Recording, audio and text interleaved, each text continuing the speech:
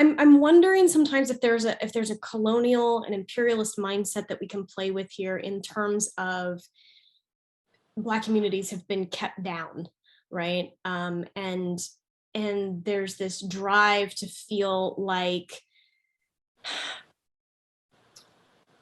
Black folks have to prove themselves, right, under the imperialistic and racist systemic mindset. And there's this desperation to sort of be on top. And, because it's been said by imperialists, by colonizers, that you are not good enough unless you. And even then, you probably won't be good enough.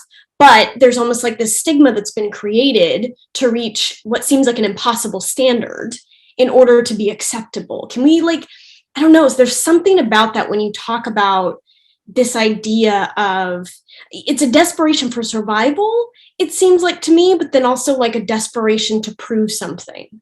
Absolutely. Definitely a desperation for survival, but I feel like also more so a desperation to live up to an unrealistic standard, basically what you said, and also the keeping up with the Joneses. Let me, especially with this new wave of, social media stature and people, keep trying to flex for the gram, things of that nature, like showing their, quote unquote wealth.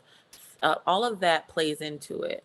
And our community, I mean, if you think about it, even if you're in the Black community and you don't live in, what would be considered, a impoverished area, you're not a low income family, there still is that mindset that is just deeply rooted that, definitely came from, enslavement. It came from, I've been reading this book, Post-Traumatic Slave Disorder, and I really feel that that it has so much to do with how all Black people interact with each other and how we move in this world. So there's so many different things that have been passed down that cause generationally, I'm sorry, that cause different harms in our community.